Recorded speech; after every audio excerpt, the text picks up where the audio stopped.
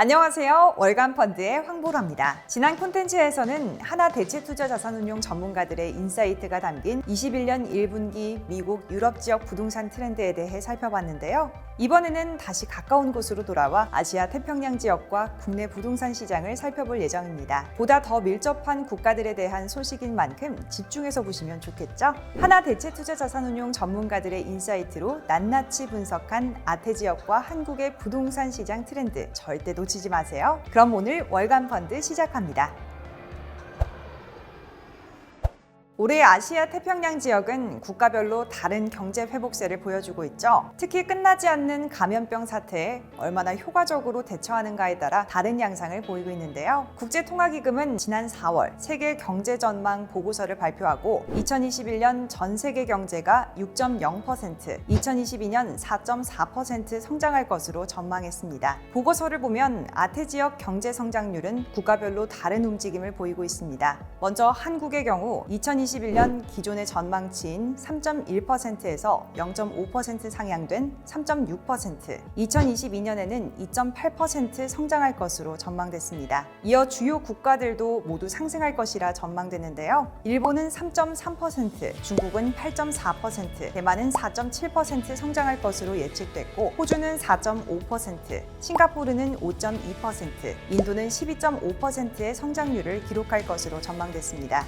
국가별로 다른 경제 지표를 보이는 것처럼 부동산 시장 또한 다른 흐름을 보이고 있습니다. 각 분야별로 살펴볼까요? 우선 아태 지역의 전체 상업용 부동산 거래 금액은 전년 동기 대비 12.9% 감소한 323억 달러를 기록했습니다. 이는 중국 다음 규모로 꼽히는 일본에서 거의 모든 섹터의 거래 금액이 감소한 영향이 큰데요. 일본 상업용 부동산 거래 금액의 경우 43.8% 큰 감소폭을 보였습니다.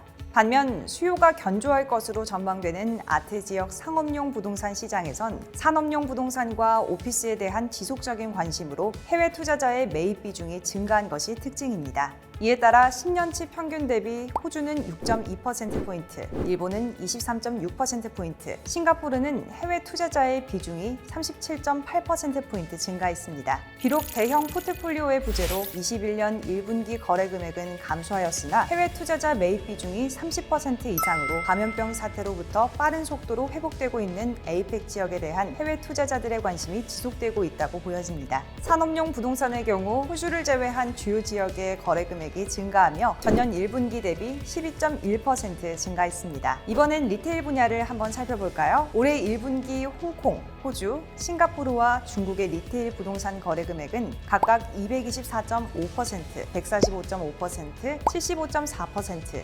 2.1%로 크게 증가했는데요. 아시아 총 거래 금액의 거의 절반 수준인 44%를 차지하던 한국의 거래 금액이 35.5% 감소하며 결과적으로 총 거래 금액은 21.9% 감소했습니다. 올해 1분기 아태 지역 오피스 부동산 거래 금액은 전체 상업용 부동산의 45%라는 가장 높은 비중을 차지했습니다. 하지만 5년치 평균보다 32% 감소한 145억 달러를 기록했는데요. 이는 해외 투자자들의 꾸준한 관심에도 불구하고 최근 감염병 사태로 인한 원격 근무 확대와 사무공간 축소, 신규 임대 계약 해지 등 수요에 대한 불확실성이 증가한 것이 큰 원인으로 분석되고 있습니다. 호텔 분야는 지난해부터 분기마다 감소폭이 확대되며 올해 1분기에는 5년치 평균 분기 거래 금액보다 48.8% 감소한 것으로 나타났습니다. 집단 면역 형성률이 50% 이상인 미국이나 영국과 비교하면 집단 면역 형성률이 10%가 넘는 아시아 내 국가는 많지 않아 관광업계 회복에도 시간이 소요될 것으로 전망됩니다. 유럽과 미국에서도 주목받는 멀티패밀리 시장은 아태 지역에서도 마찬가지로 강세를 보이고 있는데요.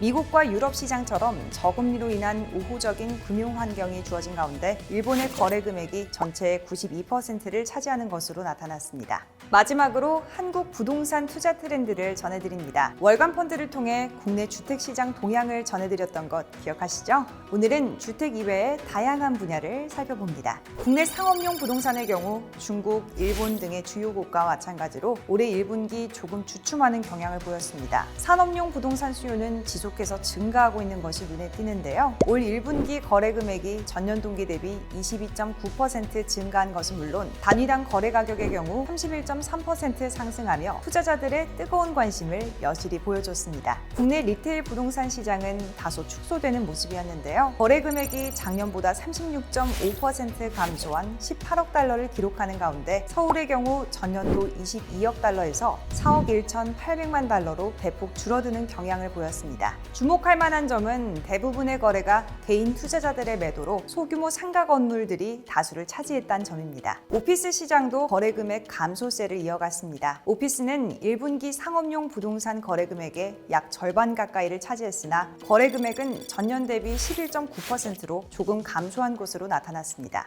마지막으로 호텔 시장 상황을 보겠습니다. 국내 호텔 시장은 지난 1분기 총 10건의 거래가 체결되는 모습이었는데요. 거래 금액은 지난 5년 평균보다 76.2%나 감소했습니다. 주로 개인 투자자들이 1성이나 2성, 등급 미부여 호텔들을 매도했기 때문인데요. 작년 1분기와 비교해보면 거래 금액은 83.8% 감소해 8,900만 달러를 기록했습니다. 국내 호텔 시장은 아태 지역의 다른 국가들과 마찬가지로 관광업계가 회복세에 접어들기 전까지 현재 추세를 유지할 것으로 보입니다. 지금까지 아시아 태평양 지역과 한국 부동산 시장에 대해 자세히 살펴봤는데요. 미국, 유럽 시장과 크게 다르지 않은 흐름을 보여주고 있는 가운데 국내 시장의 경우 상업용 부동산 시장과 주택 시장의 희비가 엇갈리고 있는 것이 눈에 띄었습니다. 매일매일 어제와 전혀 다른 하루가 펼쳐지는 요즘 모두 차별화된 방법으로 위기를 극복하고 있듯 부동산 투자도 새로운 접근 방식이 필요해 보입니다.